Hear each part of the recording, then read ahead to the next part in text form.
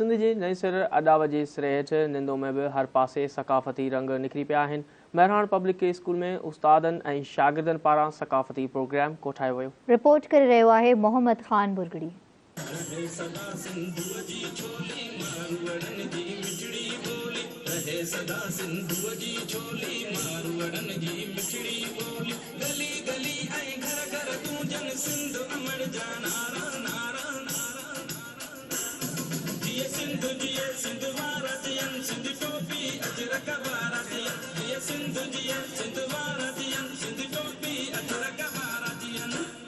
सजी सिंध जे आनींदे सकाफ़ती रंग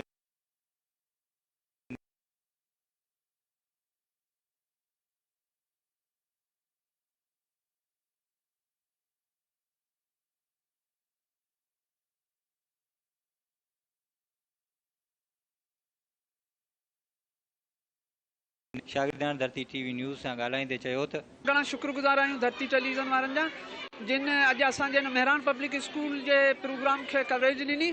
अॼु तव्हां पाण ॾिठो त महराण पब्लिक स्कूल मंझि जेके ॿार आहिनि उन्हनि टेबलो पेश कया, खाका पेश कया ऐं स्पीच पेश कयूं।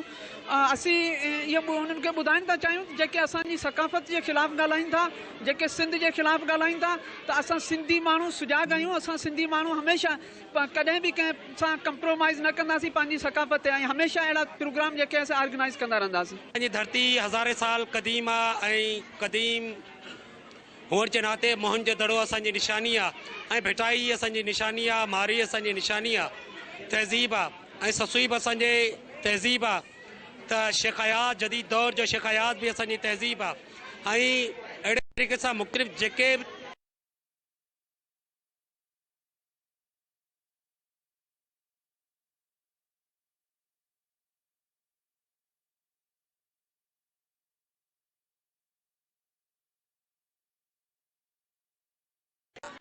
उन्हनि जी कोशिशि आहे त असांजो न्यू नस्ल जेको आहे, न्यू जनरेशन जेका आहे उहा असांजी तहज़ीब खां वाक़िफ़ थी सघे। असां धरती टीवी जा शुक्रगुज़ार आहियूं जिन हर साल सकाफ़ती ॾिहाड़ो मल्हाए समूरी सिंध खे हिकु प्लेटफॉर्म हेठि गॾु कयो आहे। अॼु असां महराण पब्लिक स्कूल निंदो में सकाफ़ती ॾिहाड़ो मल्हाए तमामु घणी ख़ुशी महसूसु कई आहे ऐं इंशाअल्लाह 4 दिसंबर ते रैली में भरपूर शिरकत करे सिंधी हुअण जो सबूत पेश कंदासीं। असांजी स्कूल में महराण पब्लिक स्कूल में हर साल जीअं हिन साल बि प्रोग्राम वॾे जोश ऐं जज़्बे सां थियो। असां चाहियूं था त हर साल इहो प्रोग्राम थींदो रहे ऐं सिंधी सकाफ़त क़ाइमु रहे, सदियनि खां बि सदियनि ताईं रहंदी।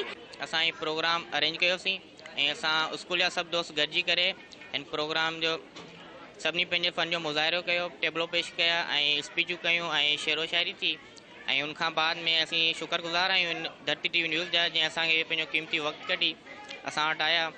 टोपी अजरक असांजी सकाफ़त आहे जंहिंजे करे असां अॼु सुञाणा वञूं था। अॼु असांजे महराण पब्लिक स्कूल में अहिड़ी तरह सारा टेबलो थिया जंहिंमें असांजूं नंढियूं भेणूं ऐं दोस्त उन्हनि टेबलो कयो। स्कूल जे उस्तादनि शागिर्दनि तौरु शागिर्दियाणी जे चवणु हो त सिंध हज़ारे साल पुराणी आहे जंहिंजे तहज़ीब खां को बि इनकार नथो करे सघे। धरती टीवी न्यूज़ हर साल सकाफ़ती ॾींहुं मल्हाए सिंधी माण्हुनि में शोर पैदा कयो आहे।